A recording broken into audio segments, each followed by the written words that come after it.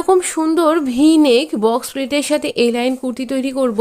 মাত্র 2.5 metre fabric, আমরা স্লিভের ফ্যাব্রিকটাকে আলাদা করে দিলাম, আমরা লেন্থ তার সাথে 2 ইঞ্চি এক্সট্রা নিয়ে লেন্থ মার্ক করলাম। এখানে ব্যাক পার্টটা একদম প্রপার এই লাইন কুর্তির মতন করে কাট করব। প্রথমে না আমি এখানে আলাদা আলাদা করে নিয়েছি, কারণ ফ্লাওয়ারের মোটিভটা আমার একই দিকে রয়েছে। তো দেখুন এরকমভাবে আমরা যতখানি আমাদের কিন্তু দুটো পার্টের দুরকম কিন্তু আমাদের ওয়েটটা থাকছে।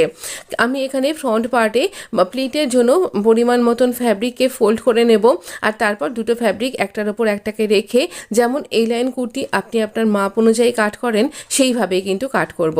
তো এইখানে আমরা যতটা প্লিটের জন্য ফ্যাব্রিক রেখেছি সেটা কিন্তু এরকম ফোল্ড করে রেখেছিলাম। আর এবার এখানে এই বক্স প্লিটের জন্য আমরা প্লিটটা রেডি করে নিচ্ছি। এই পর্যন্ত যদি আপনি প্লিট তৈরি করেন আমি এখানে 10.5 ইঞ্চি অবধি রেখেছি। এবার নেকটাকে রেডি করে নিচ্ছি এইরকমভাবে।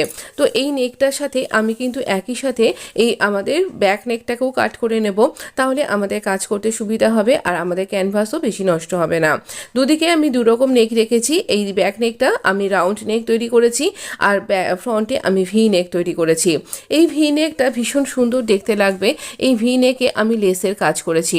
তো নেকটাকে এরকম উল্টিয়ে নেব আর উপর দিয়ে স্টিচ করে দেবো টপ স্টিচ, আর এইরকমভাবে নেকটাকে রেডি করে নিয়েছি। এরপর নেকের পাশ দিয়ে আমি 3টে লেসকে অ্যাটাচ করেছি। এই একটা লেস অ্যাটাচ করার পর এখান দিয়ে আরও একটা লেস অ্যাটাচ করেছি, তারপর এই লেসটার কিনারিটা চেপে দিয়েছি এই লেসটা দিয়ে। পুরো না নেকলেসের মতন দেখতে লাগছে, এটা ভীষণ সুন্দর দেখতে লাগে, আপনি অবশ্যই ট্রাই করতে পারেন। তো এখানে এইরকমভাবে আমি একটা স্লিভ তৈরি করেছি, আর এটা সব কিছু জুড়ে দিলে এইরকম সুন্দর দেখতে লাগছে। কেমন লাগ